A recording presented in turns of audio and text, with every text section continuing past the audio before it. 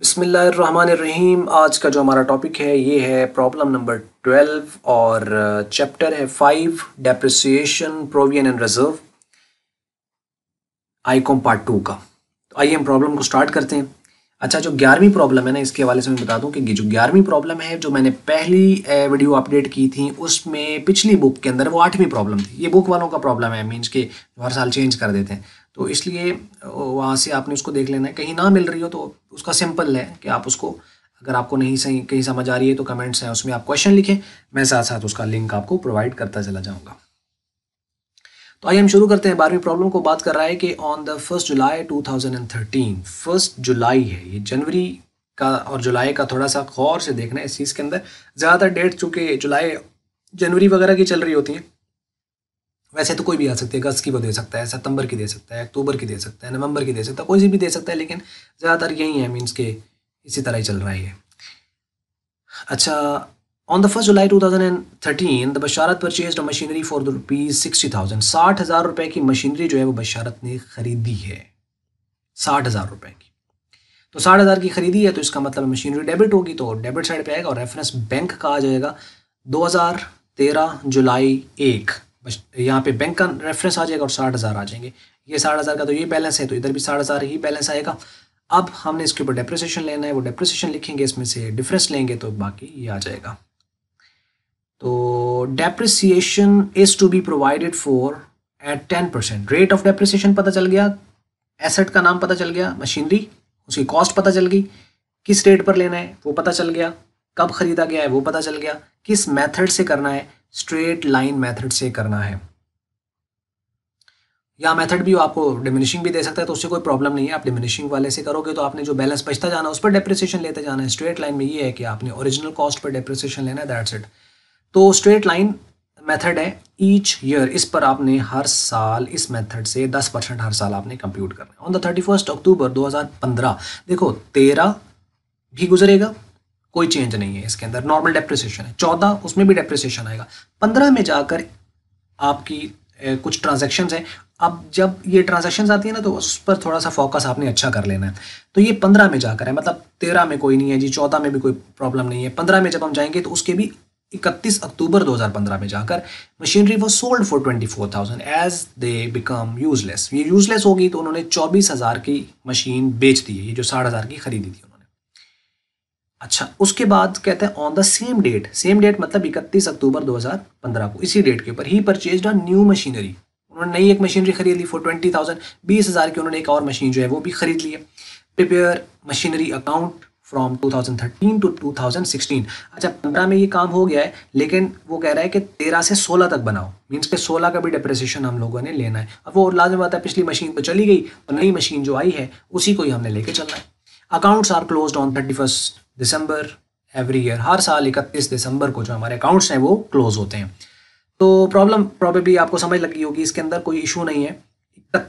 1 जुलाई 2013 को मशीन खरीदी गई है 60,000 की, तो हम क्या करेंगे 2013 और जुलाई 1, यहाँ पे बैंक का रेफरेंस और 60,000 और यही नीचे 60,000 बैलेंस होकर डबल लाइन लग जाएगी। अब हमें डेप्रिसिएशन लेना है जाकर 31 दिसंबर को, क्योंकि हर साल यहाँ अकाउंट्स क्लोज होते हैं। जब अकाउंट्स क्लोज होते हैं उस क्लोजिंग डेट पर हम डेप्रिसिएशन लेते हैं। तो हम क्या करेंगे 2013 और 31 दिसंबर ये हमारा यहाँ पे डेट आ जाएगी, डेप्रिसिएशन अकाउंट आ जाएगा। और चूंकि ओरिजिनल कॉस्ट मेथड है तो यहाँ पे तो खैर पहले साल तो यही रकम होती, इसी पर लेते हैं। इस पर हम ले लेंगे 10%। ये जो 10% है इसका हम 10% ले लेंगे, वो आ रहा है 6,000, लेकिन यहाँ तो 3,000 लिखा हुआ है। तो वो 6,000 की बजाय 3,000 कैसे आया, क्योंकि ये है जुलाई 1 और जुलाई से ऑनवर्ड चलना है। जो पीछे जनवरी, फरवरी, मार्च, अप्रैल, मई, जून जो गुजरा है 6 महीने, उसमें तो एसेट हमारे पास था ही नहीं, हमारे पास तो ये जुलाई में आया है, तो इसका अंदर जुलाई से ऑनवर्ड यूज हुआ है। तो जुलाई, अगस्त, सितंबर, अक्टूबर, नवंबर, दिसंबर, 6 मंथ, तो इसका मतलब 6 मंथ का डेप्रिसिएशन इसके ऊपर बनता है, वही डेप्रिसिएशन हम लोगों ने इसके ऊपर लेना है। Simple is that. अब इसकी कैलकुलेशन प्रॉबेबली मैंने यहाँ शो की हुई हो, यहाँ पे ये देखो डेप्रिसिएशन कैसे निकालते हैं ओरिजिनल कॉस्ट मेथड में। इसमें कॉस्ट मल्टीप्लाई रेट होता है, तो कॉस्ट कितनी है 60,000, इसका 10% ले लिया, 6/12 करेंगे। 6/12 क्यों किया है, क्योंकि ये जो 10% है ये पर एनम रेट है, तो ये साल का निकलेगा। तो 12 पे डिवाइड करेंगे तो 1 महीने का आ जाएगा, 6 से मल्टीप्लाई करेंगे तो 6 मंथ्स का आ जाएगा। तो यानी वो 6,000 आ रहा था, तो यानी उसका 6 महीनों का हाफ कर लो, तो यानी 3,000 रुपया। तो ये 3,000 रुपये का डेप्रिसिएशन यहाँ पर आ जाएगा, तो ये हम डेप्रिशिएट कर देंगे जिसको। तो ये 3,000, अब 60 में से 3,000 निकाल दो तो कितना बैलेंस आएगा 57,000। ये इसको 60,000 60,000 डबल लाइन क्लोज, और यही जो 57,000 है ये 2014 की जनवरी में, यहाँ तो जुलाई था ना, लेकिन अब दिसंबर के बाद शुरू हो रहा है तो आगे ये नॉर्मल हो जाएगा। तो जनवरी 1 को बैलेंस ब्राउ डाउन होगा 57,000 रुपया, जो कि यहाँ पर आ जाएगा, और ये यही वाली रकम यहाँ शिफ्ट हो जाएगी। इसी का टोटल है, इस तरफ तो और कुछ है नहीं, तो यही नीचे 57,000 है। अगर इधर 57,000 है तो फिर ये भी 57,000 है, ये तो क्लियर होगी। इन दो चीज़ों को देखना है। अब हमें लेना है डेप्रिसिएशन, चूंकि अब सेकेंड ईयर पे ही पता चलता है कि मेथड कौन सा है, ओरिजिनल कॉस्ट मेथड है। तो अब ओरिजिनल कॉस्ट मेथड है तो अब डेप्रिसिएशन इस पर नहीं लेना। अगर डिमिनिशिंग होता तो इस पर लेते, वो आ जाता 5,700, वो यहाँ लिख देते। लेकिन यहाँ पे चूंकि ओरिजिनल कॉस्ट मेथड है तो अब हम डेप्रिसिएशन जो लेंगे वो 60,000 ओरिजिनल कॉस्ट पर लेंगे। तो 10% लेना है, सीधा सीधा 6,000 आ जाएगा। इसकी भी प्रॉबेबली कैलकुलेशंस यहाँ पर होंगी। ये देखें डेप्रिसिएशन सेकेंड ईयर 60,000 मल्टीप्लाई 10%, सालाना है तो 6,000 आ जाएगा। ये 6,000 है, इसी डेप्रिसिएशन 6,000 को हम लोगों ने ये लिख दिया, और 57 में से 6,000 निकाल दें तो 51,000 यानी 51,000। दोनों 57,000 पे क्लोज, दोनों के नीचे डबल लाइन। 2013 कंप्लीट, 2014 कंप्लीट, 13 से 16 तक बनाने हैं। 15 में चेंजेस आई हैं तो 15 को ही असल में सही तरीके से अंडरस्टैंड कर लेना है।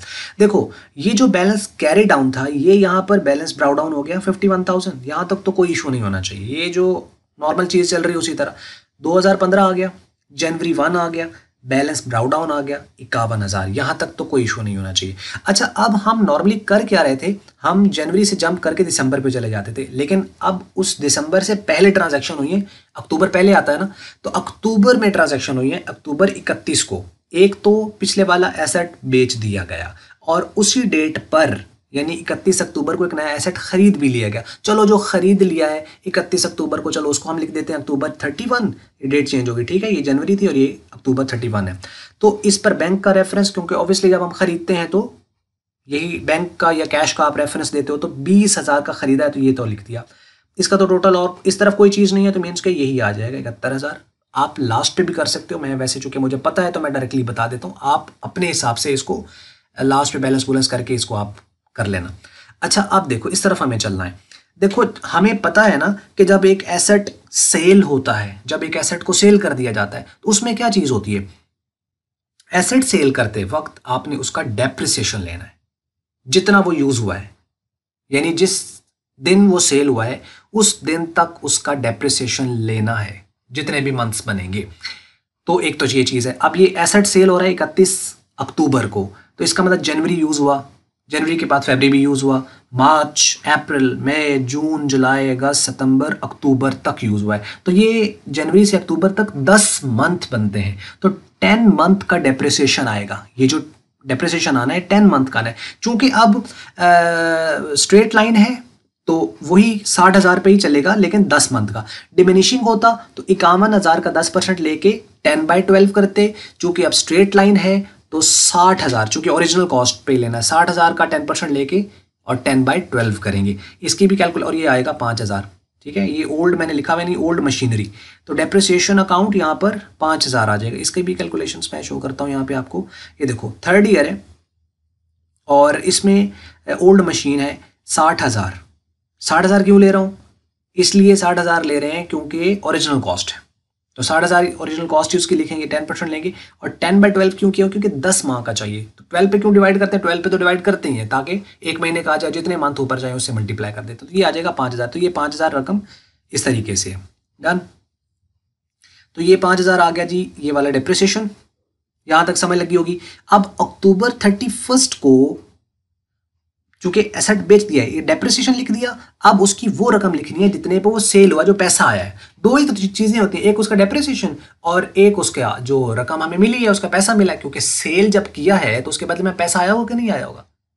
पहले डेप्रिसिएशन लिख लेना है, उसके बदले में अब पता चला अच्छा जी इतना तो डेप्रिशिएट हो गया, इतनी आपको वैल्यू, उसकी बुक वैल्यू पता चलेगी। अच्छा इसके बदले में इतना में पैसा मिल गया है, अब जो मिला है ना उन दोनों का डिफरेंस ही आपका प्रॉफिट और लॉस होगा।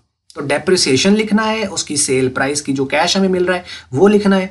तो वो आप चाहे कैश अकाउंट लिख लो या बैंक अकाउंट लिख लो। एंट्री आपको पता होना चाहिए ना, जब एसेट सेल होता है तो क्या एंट्री होती है हमारे पास, cash account to asset account या bank account to asset account. तो इसके अंदर एसेट क्रेडिट हो रहा है तो क्रेडिट साइड पे लिखेंगे तो बैंक का रेफरेंस यहाँ पर आ जाएगा।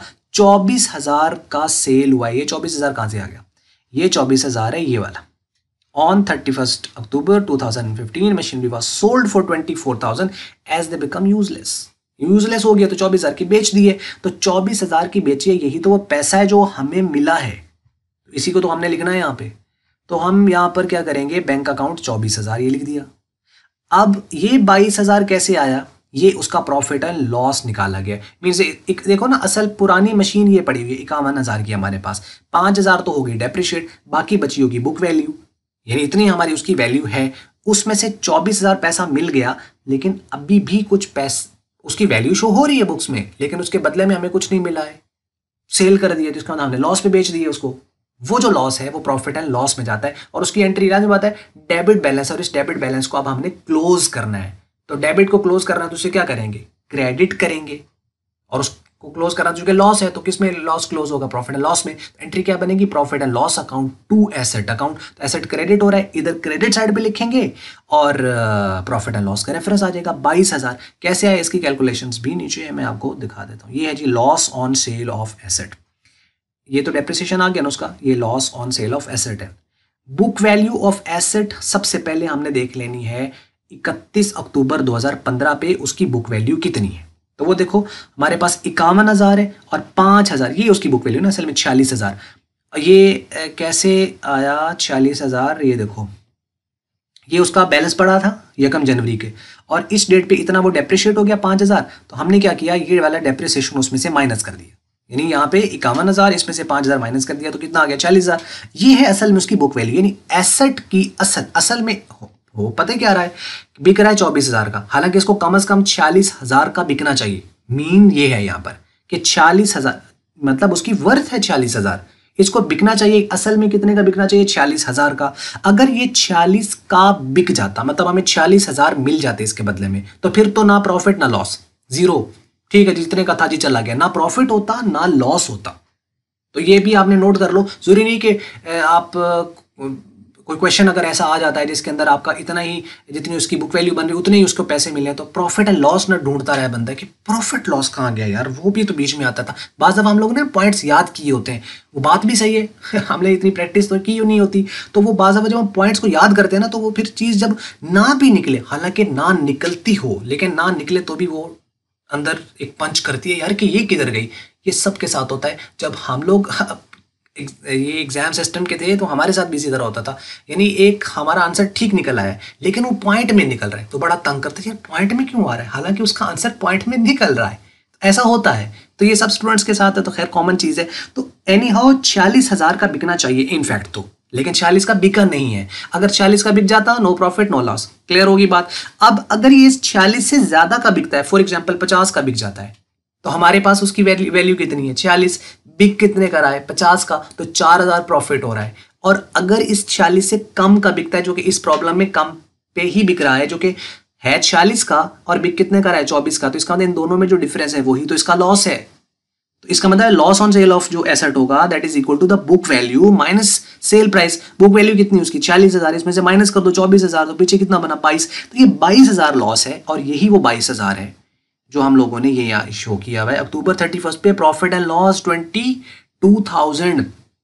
एक और मजे की बात आपको बताऊं, असल में ये क्लोज हो जाना, ये देखो इसकी वैल्यू कितनी है, उसकी ओपनिंग 51,000। ये चीजें जो इसकी हमने की है ना इस डेट पर, इन सारियों को इसका वैल्यू नील हो जाना चाहिए ना, जीरो हो जाना चाहिए, क्योंकि हमारे पास राय नहीं है। तो एक एसेट राय नहीं है तो उसका मतलब वो बुक्स में शो भी नहीं होना चाहिए। अब यहाँ पे देखो ये 5,000 इसका डेप्रिसिएशन, ये 24,000 इसका जो कैश मिला, और ये बाकी हमने लॉस कंसिडर कर लिया। इन तीनों का टोटल इसके इक्वल आना चाहिए। कर लो जरा, 24 और 22 कितना हो जाएगा, ये दो इसमें ऐड किए तो 26, 36 और 46, और 46 और 5 51, 51,000 ये बन रहा है। इसका मतलब ये यहां से लेकर ये भी 51,000, ये 50, तो एक तरह आप यूं समझो ना 51,000 डेबिट 51,000 क्रेडिट, तो गया पुराना एसेट, अब सिर्फ यही बच गया है। 20,000 का। अब इस पर जो डेप्रिसिएशन आया वो 333 आया नए पर, तो इस 20,000 में से ये 333 निकालो तो 9,667 बनता है। ये इस तरह भी आ जाता है, यानी इस नए में से, क्योंकि पिछला तो क्लोज हो गया।